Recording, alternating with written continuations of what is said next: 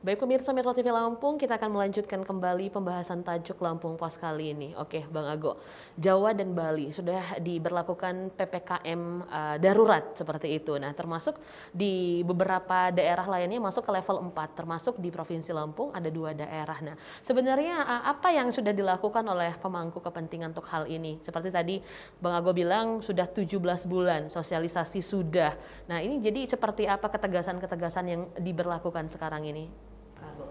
Iya, sebenarnya Lampung sudah ketika gelombang pertama COVID-19 di awal tahun 2021 itu sudah ada namanya Gakum ya, Satgas Gakum Penegakan Hukum Protokol Kesehatan. Dan sebenarnya di bulan Januari akhir mereka banyak melakukan razia, mereka banyak melakukan pembubaran ya, bahkan ada beberapa tempat usaha yang waktu itu disegel ya kan. Nah, melihat kondisi pandemi COVID-19 di Lampung, situasinya juga bisa kita katakan jauh dari baik. Bahkan tadi Nana bilang ada 2 daerah itu masuk status itu level 4. Level 4 itu kritis dari segi penyebarannya, kritis dari segi sarana prasarana kesehatannya. Betul. Ya kan? Nah, kalau sudah berhadapan dengan situasi seperti ini, maka tinggal satu cara, yaitu ketegasan.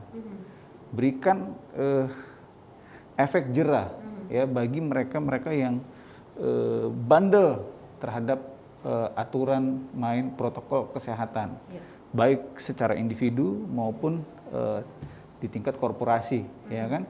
Edaran Mendagri baru-baru ini juga sudah mencantumkan sanksi-sanksi yang itu langsung kepada KUHP. Ya, itu ada dari pasal 212 sampai 218 itu mengatur bisa dijadikan untuk sanksi, jerat sanksi bagi mereka yang melanggar protokol kesehatan. Bahkan kita bisa menggunakan undang-undang karantina ya ketika menghadapi wabah ini, dan sanksinya itu bisa 1 tahun penjara dan denda hingga 100 juta. Jadi artinya adalah kita sudah berada dalam kondisi genting. Jadi sudah tidak ada lagi itu namanya sosialisasi, persuasif gitu ya.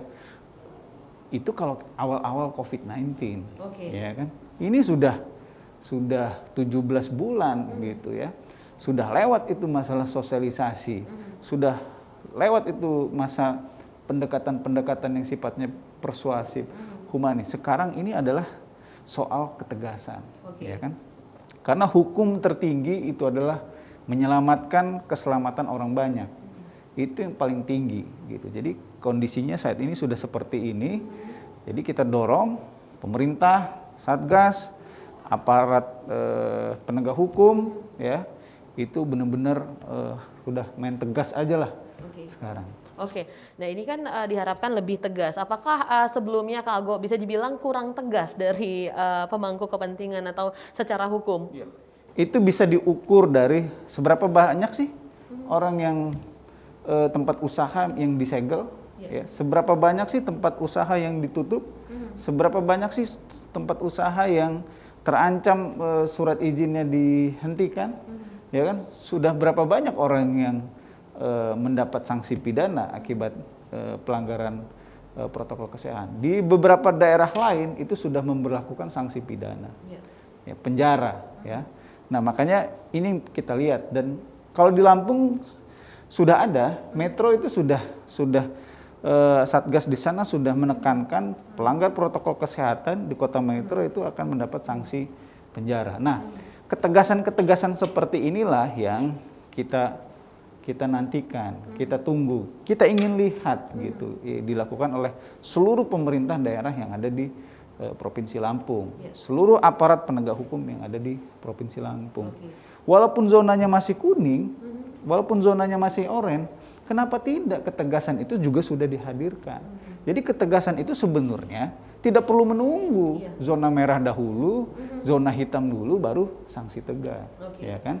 Karena untuk sanksi tegas ini itulah keselamatan masyarakat banyak, itu adalah hukum tertinggi di atas hukum apapun. Dan sekarang ini kondisinya sudah sangat genting. Jadi tulang bawang barat sebenarnya nggak perlu menunggu naik jadi zona kuning atau zona merah untuk melaksanakan sanksi tegas.